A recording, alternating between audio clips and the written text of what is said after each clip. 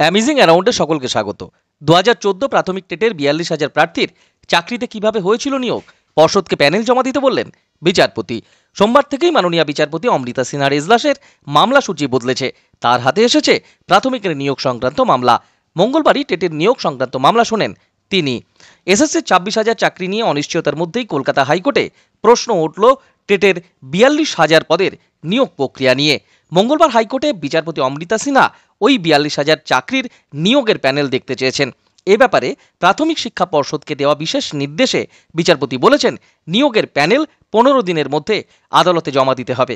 30শে জুলাই এই মামলাটি আবার শুনানির জন্য উঠবে, অর্থাৎ 30শে জুলাই এই মামলাটি আবার শুনবে আদালত। সোমবার থেকেই বিচারপতি সিনহার এজলাসে মামলা সূচি বদলেছে। তার হাতে এসেছে প্রাথমিকের নিয়োগ সংক্রান্ত মামলাগুলি। তারপরে মঙ্গলবার তার এজলাসে শুনানির জন্য ওঠে 2014 প্রাথমিক টেট, অর্থাৎ 2014 যে প্রাথমিক টেট 2014 সালের যে টেটের নিয়োগ সংক্রান্ত একটি মামলা, সেই মামলা শুনানিতেই ওই নির্দেশ দিয়েছেন বিচারপতি। 2014 সালে হওয়া টেট পরীক্ষার ভিত্তিতে 2016 সালে রাজ্যের প্রাথমিক স্কুলগুলিতে 42,000 শূন্য পদে নিয়োগ করা হয়। ওই নিয়োগ প্রক্রিয়াকে চ্যালেঞ্জ করেই হাইকোর্টে মামলা করেন সোমনাথ সেন নামে এক চাকরি প্রার্থী। মঙ্গলবার এই মামলার, অর্থাৎ সেই মামলার যে প্রাথমিক টেট 2014 এবং তার পরবর্তী তার ভিত্তিতে যে নিয়োগ, সেই বিষয়ে যে মামলাটি করেন সোমনাথ সেন, মঙ্গলবার সেই মামলার শুনানি চলাকালীন বিচারপতি সিনহা প্রশ্ন করেন, ওই 42,000 নিয়োগের তালিকা কোথায়, কারা চাকরি পেয়েছিলেন। মামলাকারীর যুক্তি শোনার পর তার পর্যবেক্ষণ ও প্যানেলের মেয়াদ উত্তীর্ণ হয়ে গেলেও নিয়োগের তালিকা দরকার।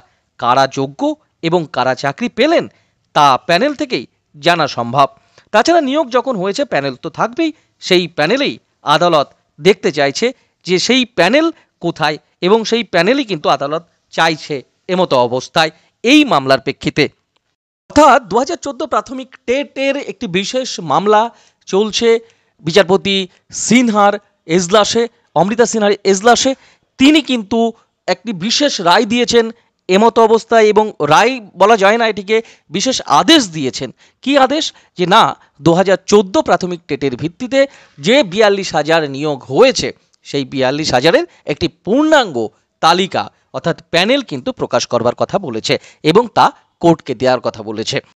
নিয়োগ সংক্রান্ত সমস্ত মামলার ক্ষেত্রে একটি গুরুত্বপূর্ণ বিষয় উঠে এসে দাঁড়াচ্ছে যে প্যানেল প্রকাশ, এবং প্যানেল প্রকাশের মাধ্যমেই কিন্তু স্বচ্ছ এবং অস্বচ্ছ, যদি অস্বচ্ছ নিয়োগ হয়ে থাকে, অযোগ্য কোনো প্রার্থী সেক্ষেত্রে সেই শিক্ষক পদে নিযুক্ত হয়ে থাকেন বা নিয়োগ প্রক্রিয়াতে অংশ নিয়ে থাকেন, নিয়োগ প্রাপ্ত হয়ে থাকেন, তাহলে সেই প্যানেল থেকে, এবং সেই প্যানেলের যে পূর্ণাঙ্গ প্যানেল এবং প্যানেলে যে কাট অফ মার্কস থেকে শুরু করে ইন্টারভিউয়ে প্রাপ্ত নম্বর এবং যাবতীয় তথ্যাদি ইনপুট করে যে যদি সেই প্যানেল প্রকাশ হয় এবং তা কোর্টে যদি পেশ হয়, এবং কোর্ট নিশ্চিতভাবে সেটি বিশ্লেষণ করার পরে যোগ্য এবং অযোগ্য, এবং যিনি কিন্তু এই অভিযোগ করেছেন 2014 প্রাথমিক টেট নিয়ে, যিনি যে অভিযোগ করেছেন সেই অভিযোগের সারবত্তা খোঁজবার চেষ্টা করছে এই প্যানেল পাওয়ার মাধ্যমে বা এই প্যানেল কোর্ট যাওয়ার মাধ্যমে।